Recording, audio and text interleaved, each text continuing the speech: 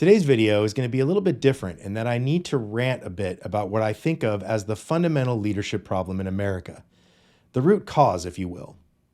There's an old saying that I think applies to leadership, politics, religion, anything really. Bad incentives make even good people act badly. And boy, do we have some bad incentives in place in America. Among the many bad incentives, there was a pivotal moment in American capitalism that sent us in the wrong direction, and I'm going to rant about that in today's video. Stay tuned.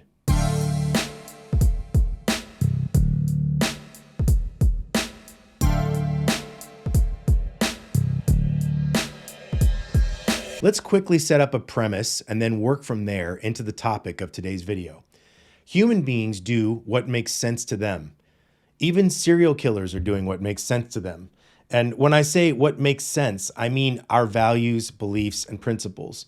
These three drive our behaviors. We can call the combination of these three things our mindset. So when you hear me or someone else refer to your mindset, you can assume we're referring to some combination of your values, beliefs, and principles. So again, our behavior, for better or worse, for our own best interests or against them, stems from our mindsets. We have beliefs and values and principles that make our behavior make sense, to us at least. So as a performance coach, I'm often asked to help change people's behaviors, but I can't just wave a wand and make that happen. I always start with mindsets, because if I can challenge a belief or two or show that a value isn't serving a person, they'll often just change their behaviors on their own, which is really the only lasting way to change a behavior anyway. Okay, so with that basic understanding of human behavior and mindset, let me introduce you to Milton Friedman. Friedman was an American economist born in 1912 in Brooklyn, New York. He had a long career and contributed many theories and ideas to American economic policy. But there was one in particular that he introduced in an essay in 1970 that would have a huge impact on the American worker. It was called the Friedman Doctrine, and some call it shareholder theory. The basic summary of that doctrine is that shareholders are the real owners of a company, and as such, the officers of that company, all the executives, are agents of those owners and have a primary responsibility to those shareholders. So when you hear your CEO going on and on about shareholder value, thank Friedman. Now, there are two problems with these shareholders.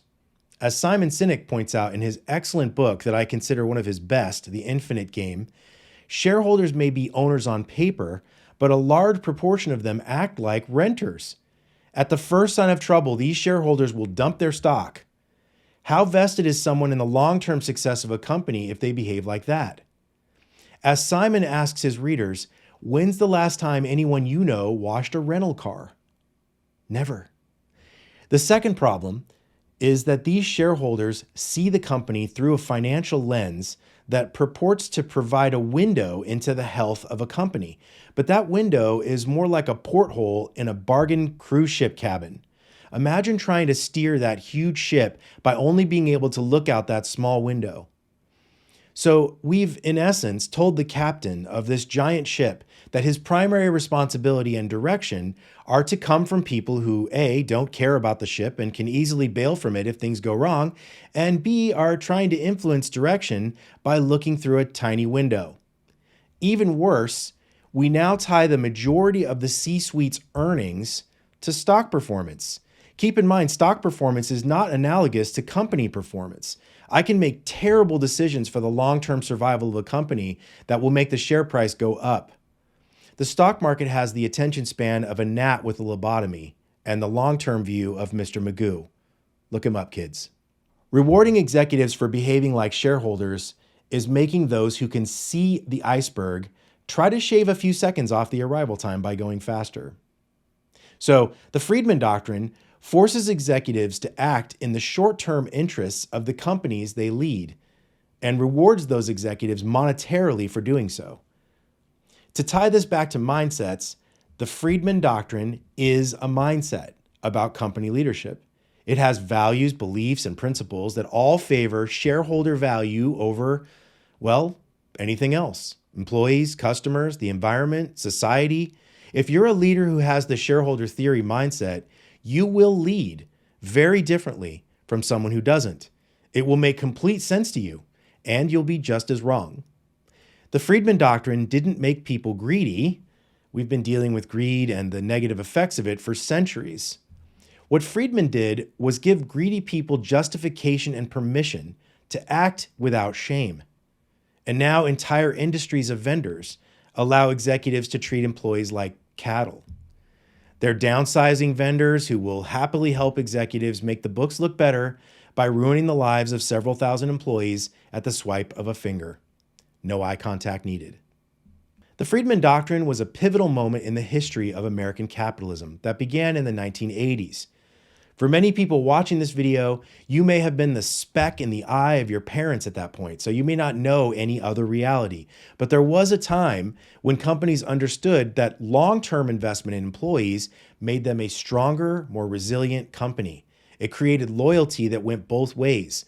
This is why your boomer parents or grandparents are likely supplementing their Social Security with a pension or retirement plan.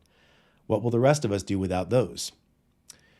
Until we fix this shareholder theory mindset, until we make it shameful again to be greedy and self-serving at the expense of human beings and the planet we all share, companies and the people who lead them will continue to consciously make short-term decisions.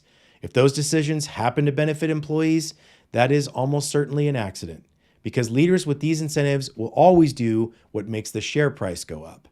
When employees or the environment are in the way of that, employees or the environment will lose every time. I often ask leaders I'm coaching, what's the one thing all leaders have? And usually I hear courage, wisdom, tenacity, or some other Hollywood trait, but it's a trick question because the answer is followers. All leaders have followers.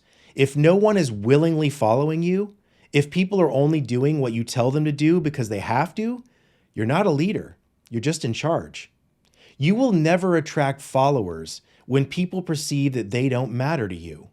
Would you follow someone who didn't care about you? Who would kick you into the pit Sparta style if it looked better on their financial reports for a single quarter? This is Sparta! Of course you wouldn't. So if you have the Friedman Doctrine mindset, you're in charge, but you likely have no followers. If you want a competitive advantage, then what you want is a smart, dedicated, loyal workforce who cares about your company and its mission. You get that from treating employees like human beings.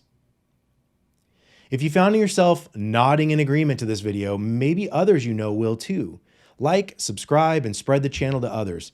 And if you know someone with the Friedman Doctrine mindset who needs to see this, send it to them from an anonymous email account. I'll see you next time.